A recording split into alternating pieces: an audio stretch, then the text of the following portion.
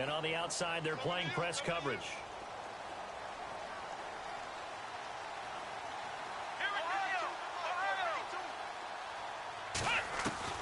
On 1st and 10, Watson. And they didn't wait long to take a shot there, that's for sure, but it falls incomplete, and it's 2nd down. Will Fuller was the intended target. That'll bring up 2nd down. And some extras coming up on the line here, readying for the blitz. Flex round! Flex round! Here we go! Flex round! Come on, let's go! Stepping up, he's going to keep it. And he'll be brought down here at the 28. The keeper gets him 7 that time, but it'll lead to a 3rd down. And that looked like some pretty easy yardage there right up the gut. And he's a guy that has some height to him. So when you don't have to drop a shoulder or create or get through contact or trash, makes it a lot easier to stay upright, see the field, and make a run as we just saw there. And he will have a 1st down here at about the 40. That's good for a Texan 1st down, a 12-yard pickup. Here's Watson, buying time to his left. That's going to be knocked away and incomplete. We talk all the time about playmakers on offense, but let's face it, there are plenty of playmakers on defense, too. I think we just saw an example of one, didn't we? Not force that incompletion. Yeah, he's a great corner. They got a couple of them on that side of the football. To throw is Watson. The catch made by DeAndre Hopkins. Touchdown, Houston. DeAndre Hopkins, 60 yards. And the Texans have taken the early lead. Well, that's how they envisioned it, get the football to start the game and score. And I don't know if that was scripted, was it an audible, or was it just a play call that they had in their pocket? No matter what, they had the right call on against the right defense, and they end up in the end zone. Out is the kickoff unit as they run up and send this one away. And that drives coaches insane, doesn't it? When they see that happen, it just doesn't feel right, does it? Plus, you're giving up yardage.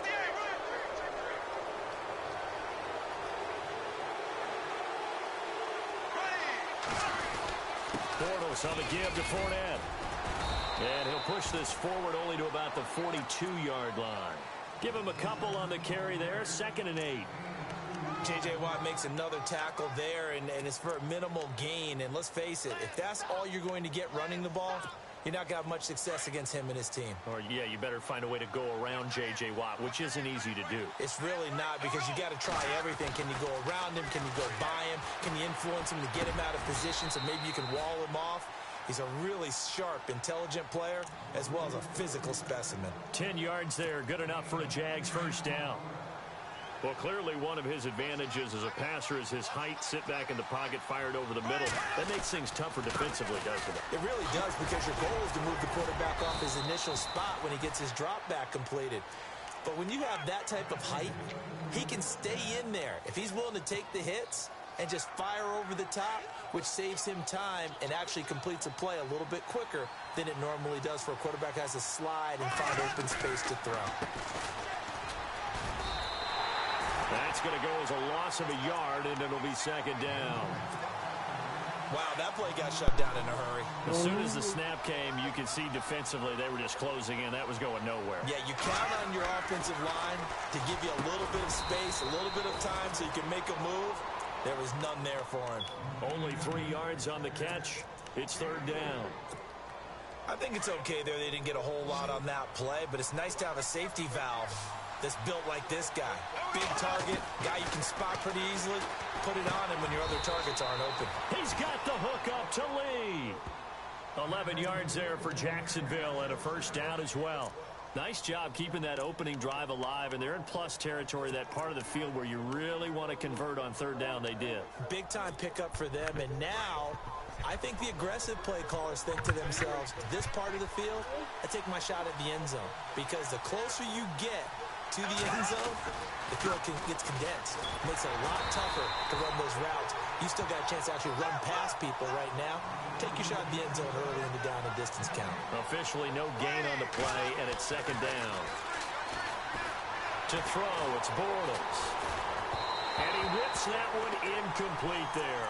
Allen Robinson, the intended receiver. And that takes us from second to third down.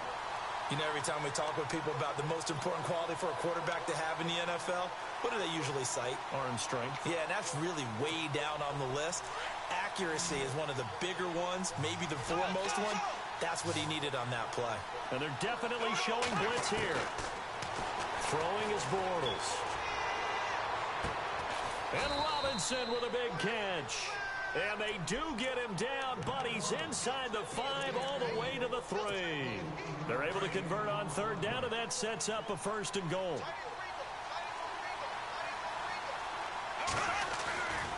They'll try to punch it in with Fournette. And this is going to result in losing yardage. They're driven back to the 8-yard line.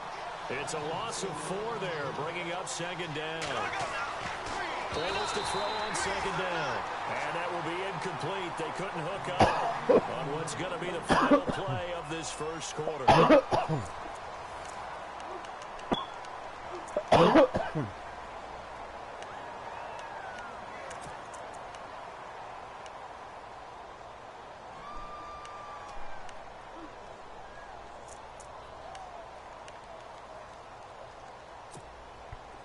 This offense 2 for 2 on third downs on this drive. This is the most important of them all, 3rd and goal.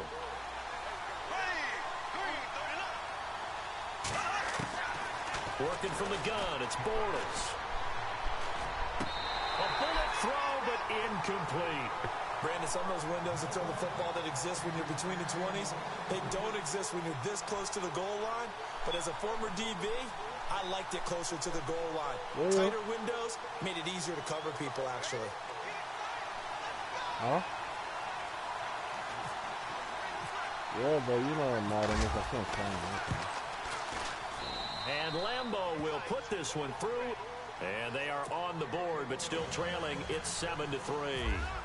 So they get 3. They were hoping for 6. An unlucky number 13 play drive.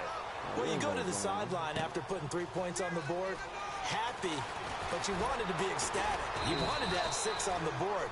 On the opposite sideline, though, the defense, I think they're high-fiving each other, only giving up 3 after letting them run that much offense. CD, I want to get your thoughts on some potential free agents this offseason before we change the possession here. Now, caution, many of these guys could be re-signed, I know, but who are some of them? Kirk Cousins is one. Yeah, we're talking about difference makers. Kirk Cousins at the quarterback position. He's going to be coveted around the league by quarterback-needy teams. Case Keenum had a big year. Could he move? But how about running backs? Le'Veon Bell, Dion Lewis, some pass catchers, Jimmy Graham, Jarvis Landry, Sammy Watkins. And about the guy who goes and gets quarterbacks, DeMarcus Lawrence had a monster year for Dallas last season. Yeah, a lot of big names that could be out there as free agents. Call it no gain on the play, and it'll be 2nd down. So nothing there, but maybe you blame that on the blocking. Yeah, at some point, you've got to win at the point of attack, and on that play, that was all the defense. They made it happen. Here's Watson now on 2nd down. He rifles one, it's intercepted. Picked off by the linebacker, Paul Posluszny. And they will set up shop in enemy territory at the 42-yard line. Jags taking over on offense here in a second. And what a season, Charles, it was for Jacksonville. Some people did like them as a dark horse coming into the year, and they really responded. Heard recently at one of the, all-star games, college all-star games, a scout said, well, heck, haven't they been the dark horse for the last 5 years coming into the season? And he seemed a little bit bitter, so I'm going to let him go on that one. But the point is well taken. They have been building towards this. Really good draft. That's a crazy pass. You're going to see that pass. Allen Robinson, 43 yards. And the Jags are able to cash in for 6. And a nice job by him to catch the slant and then navigate and break free. And receivers love slant routes because it gets the ball in their hands so quickly and oftentimes on the move. And when they're on the move like that, then they get to use their best asset, which is usually their speed. Only you can make those sometimes, like this instance, can take them into the end zone. I would have been picked if I wasn't sure, right? Here's Lambeau out to kick this one away. That'll be taken in the end zone. And in hindsight, probably should have stayed where he was, as he'll only get back to the 16-yard line. So the football switching hands here in just a second.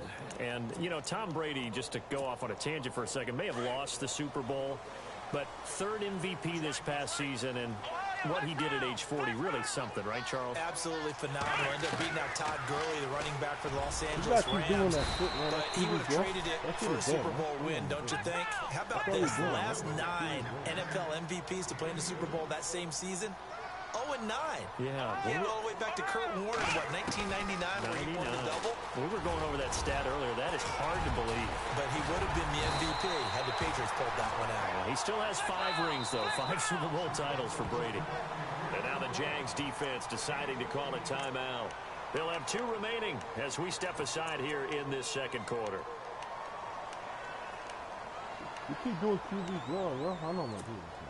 So the offense has it 1st and 10.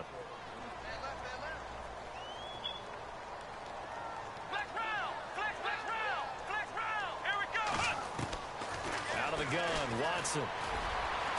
And an alley to run. Come on, man. Avoid the tackle there with a slide. Another nice gain, 16 yards there and a 1st down again. Partner, he was going through his progressions. Not there, not there. After about the 3rd one, he decided he better pull it down and run for it. And he slides down and avoids the hit for good measure. Hopkins on the grab over the middle. And he goes down, but not before getting this inside the 25. A really good pickup of 28 yards. Now a 1st down throw, Watson. Toward the left sideline, but it's incomplete. The Pro Bowler DeAndre Hopkins, the intended receiver. And that'll bring up 2nd down. I know our vantage point might be a little bit better way up here, but that looked like an ill-advised throw to me. I didn't see anything open, and this play just didn't look right from the beginning. It did not. I thought he might get outside and just chuck it away. Dangerous pass, incomplete. Stepping up, he'll try and run. Come on, man. Able to work his way down to 16. The keeper gets him 7 that time, but it'll lead to a 3rd down. And that was a nice, strong run by the guy they call the field general.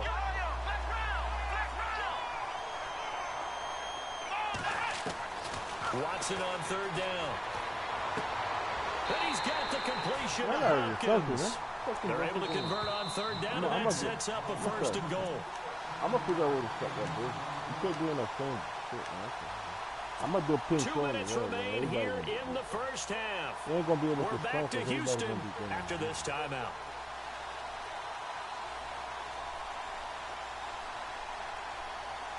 Fresh set of downs here. Looks like the defense in press coverage here. They'll run it here. This is Deontay Foreman. And a short pickup there down to about the 9. Only a yard that time. 2nd and goal. Defensively, pretty good start there with their backs against the wall. That's a win for the stop troops right there. And if I'm them, I get a little bolder now. They won the 1st battle.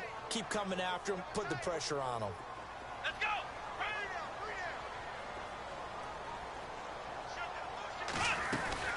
They run again with Foreman. Oh, man. Take this one in for a Texans touchdown. A great play there. A 9-yard touchdown run. And the Texans are in for 6. Oh, it's a fake. They'll try and throw for it. This is caught. And he gets in.